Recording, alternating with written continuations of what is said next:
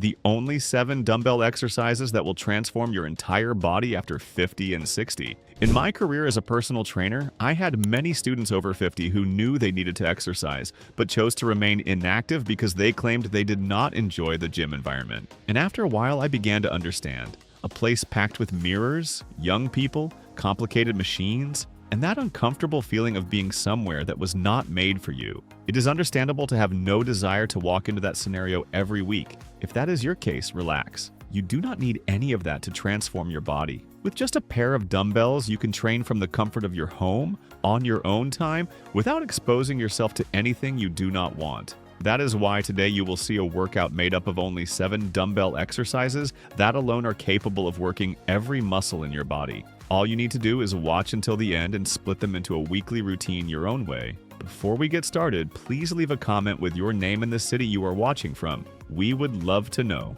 Exercise number 1, farmer's carry. Few movements are as complete as this one. It looks simple, almost silly in how basic it is, but it is one of the exercises that recruits the most muscles simultaneously throughout the entire body. Basically, you walk while holding weight, except the results of that walking with weight go far beyond what they appear. Regular practitioners report significant improvement in grip strength, something that research directly links to functional independence and longevity after the age of 50. In other words, training your ability to hold objects firmly is not about vanity.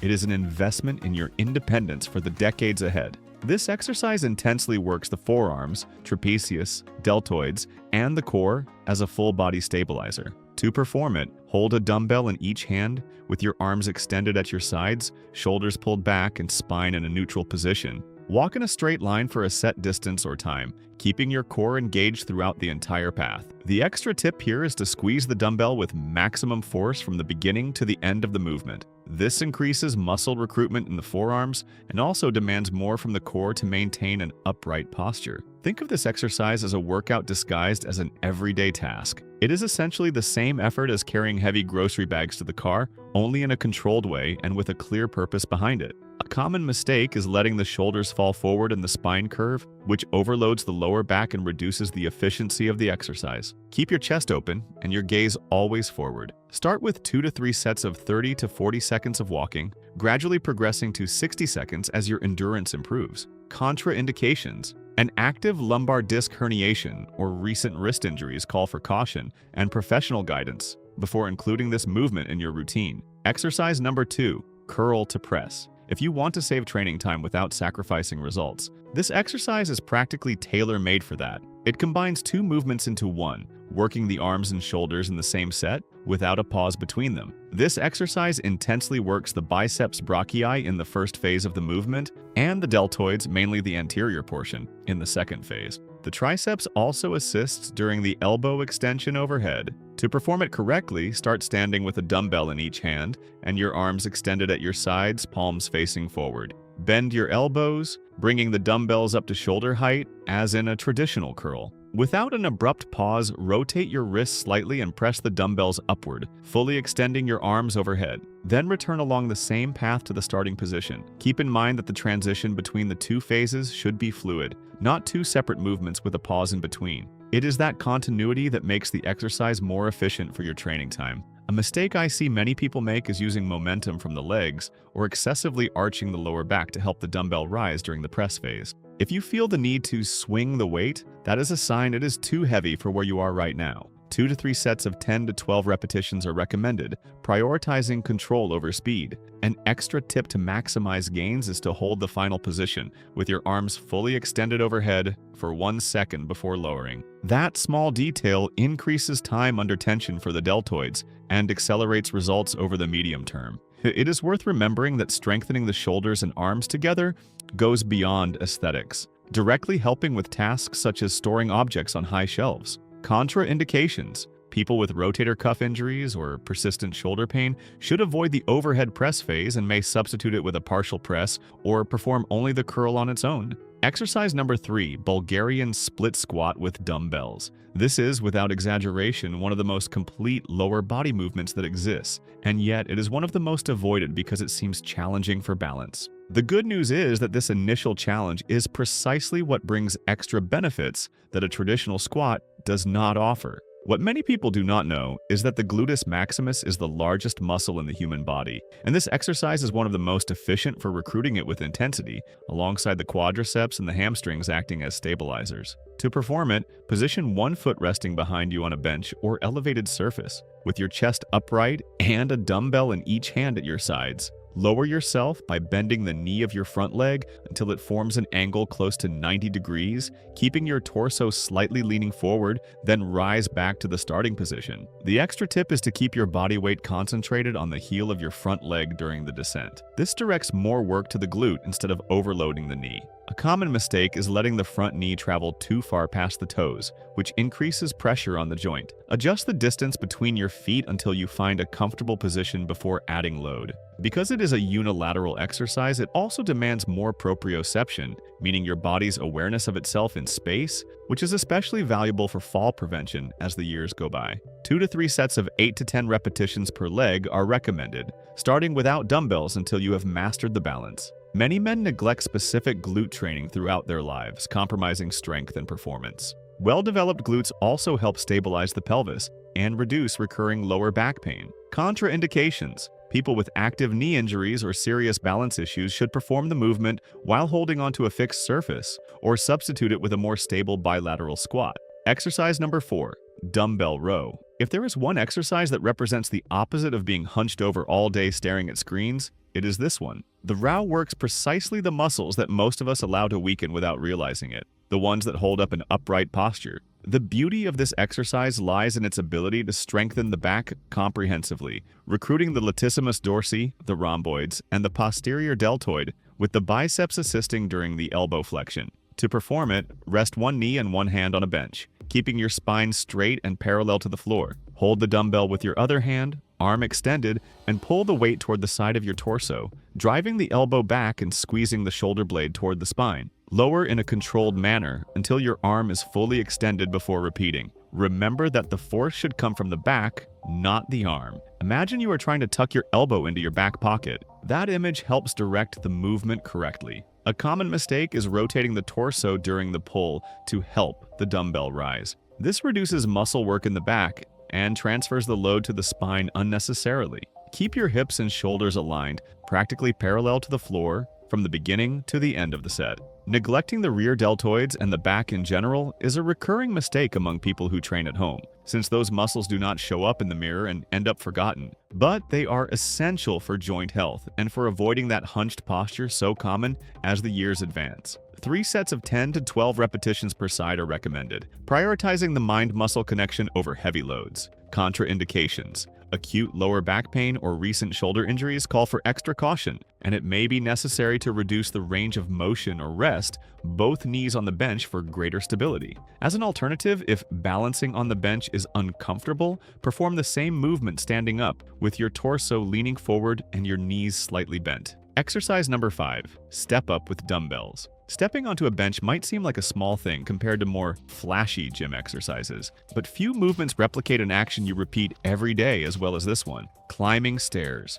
And it is precisely because it replicates that movement pattern that it carries enormous functional value. This exercise intensely works the quadriceps and the gluteus maximus in the leg that steps up, with the hamstrings and the calf acting as stabilizers throughout the entire movement. To perform it, hold a dumbbell in each hand at your sides and place one foot fully on a bench or elevated, stable surface. Push your body upward using primarily the strength of that leg until you are standing completely on the bench. Then step down in a controlled manner along the same path. When you include the step up in your routine, you are directly training your ability to climb stairs, rise from low chairs, and maintain balance on uneven surfaces. All of this with less impact than running, for example. A common mistake is using the foot on the ground to push off, which takes away a large portion of the work from the leg that should be doing the climbing. Concentrate the force on the heel of the top leg and avoid any push from the bottom leg. The extra tip to maximize results is to step down slowly, controlling the eccentric phase of the movement, instead of simply letting your body drop back to the ground. That controlled descent is responsible for a large part of the strength and balance stimulus the exercise provides. 2 to 3 sets of 8 to 10 repetitions per leg are recommended, choosing a bench height that allows the knee and hip to form a comfortable angle. Contraindications: People with acute knee pain or recent history of dizziness and imbalance should perform the movement close to a support such as a wall or handrail. A safe alternative for beginners is to use a lower bench at first, prioritizing balance before increasing the height. Exercise number 6, flat dumbbell bench press. We have arrived at one of the most traditional exercises in existence, but with a variation that completely changes how the chest responds to the stimulus. Swapping the barbell for dumbbells is not just a matter of what equipment you have at home. It is a choice that brings specific advantages. This exercise intensely works the pectoralis major, with meaningful involvement from the triceps and the anterior deltoid. And unlike the barbell, the dumbbell allows a greater range of motion, since each arm moves independently without the limitation of a straight bar connecting both sides. Research in the field of strength training indicates that unilateral dumbbell exercises tend to generate greater stabilizing muscle activation than barbell exercises. To perform it correctly, lie on a flat bench with a dumbbell in each hand, resting on your thighs. Bring the dumbbells to chest height in a controlled movement, with your elbows forming an angle close to 45 degrees relative to your torso. Then press upward until your arms are almost fully extended without locking the joints. Remember that scapular retraction, meaning slightly squeezing your shoulder blades together before beginning the movement, protects the shoulders and improves chest activation throughout the entire set. This detail is often overlooked and is one of the main causes of shoulder discomfort during the bench press. A common mistake is letting the elbows flare out to 90 degrees from the torso, a position that increases stress on the shoulder joint. Keep an intermediate angle, not tucked close to the body, but not fully flared either. The chest is responsible for much more than pushing. It also participates in internal arm rotation and shoulder flexion, functions used in simple tasks like closing a heavy door. 3 sets of 8 to 12 repetitions are recommended, adjusting the load so that the last repetitions are challenging, but always performed with full control of the movement. An extra tip is to control the eccentric phase well, lowering the dumbbell over about 2 seconds instead of letting the weight drop under gravity. That phase is often neglected, but it represents a large part of the stimulus responsible for strength gains over time. Contraindications. Shoulder injuries, especially to the rotator cuff or recent joint surgeries, require medical clearance before returning to this exercise, and it may be necessary to reduce the range of motion at first. Before we continue, do not forget to subscribe to the channel and turn on the notification bell. Having consistent access to science-based information is what will allow you to progress with long-term health in the world of exercise. Exercise number 7, Romanian deadlift. If there is one movement capable of summarizing on its own the importance of the posterior chain, it is this one. It works a region of the body that has historically received far less attention than it deserves in most training programs. The hamstrings tend to be neglected compared to the quadriceps,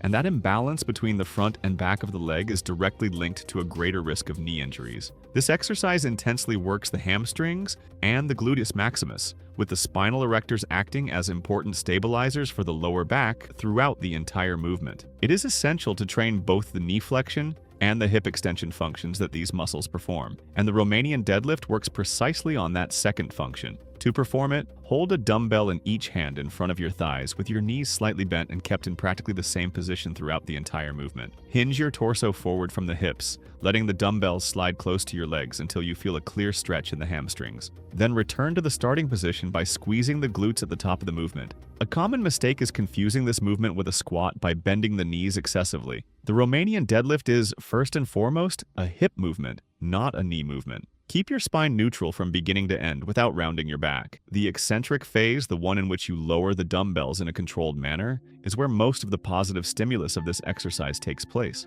Lowering slowly while feeling the stretch is more important than rising quickly. Remember that feeling the stretch in the back of the thigh is a sign of correct execution. If you feel it more in the lower back than in the leg, you are probably hinging incorrectly at the hip or going beyond your comfortable range of motion. 3 sets of 10 to 12 repetitions are recommended, starting with light loads until you have completely mastered the hip hinge movement pattern. The beauty of this exercise lies in its ability to protect your knees indirectly. By strengthening the hamstrings, you balance the force around the joint, reducing the overload that the quadriceps alone tends to place on the knee during tasks like going downstairs. Contraindications: lumbar disc herniation, active sciatica, or acute pain in the back of the thigh require professional evaluation before including this exercise, and it may be necessary to significantly reduce the range of motion at first. Bonus exercise: calf raise with dumbbells. As promised, here is an extra to complete your workout. And if you think the calf is only about aesthetics, get ready to change your mind, because this muscle has a far more important function than looking defined in photos. The calf is considered by many specialists to be the second heart of the human body. That is because with every step, it contracts and helps pump blood from the legs back toward the heart, working against the force of gravity. This exercise intensely works the triceps surae, made up of the gastrocnemius and soleus muscles. To perform it, hold a dumbbell in each hand and position the balls of your feet on a step, leaving your heels free to drop below the level of your toes. Rise as high as possible onto the balls of your feet, squeezing the calf firmly at the top and lower in a controlled manner until you feel a complete stretch. Performing the movement on a step rather than flat ground guarantees a greater range of motion, which increases muscle activation compared to the same movement without that extra range. An extra tip is to vary the position of your feet across sets. With your feet parallel, you activate the calf in a general way. With your toes pointed outward, the focus shifts to the inner portion. With your toes pointed inward, the stimulus targets the outer portion more. That variation ensures that all portions of the muscle receive adequate attention. A common mistake is performing the movement too quickly, bouncing at the bottom. The calf has a predominance of slow twitch fibers, which is why it responds better to longer sets between 15 and 20 repetitions performed with control. Remember that the calf also plays a fundamental role in the body's balance. Strengthening it helps stabilize every step and considerably reduces the risk of falls, something especially relevant as the years go by. 3 sets of 15 to 20 repetitions are recommended, varying the foot position each set to work the muscle completely. You will know you are doing it correctly when you feel a localized burning sensation in the calf during the final repetitions of each set, and not pain in the front of the shin, which usually indicates excess momentum coming from other joints. Contraindications, recent injuries to the Achilles tendon, or acute ankle pain require extra caution, and it may be necessary to perform the movement seated without the step. If you enjoyed this and also want to see the 4 most popular exercises you should never do after 60, we have a video appearing on screen right now showing each one of them. They put your body at a risk that can even affect your independence, so make sure to check it out. Thank you for watching all the way to the end, and may God bless you, my friend.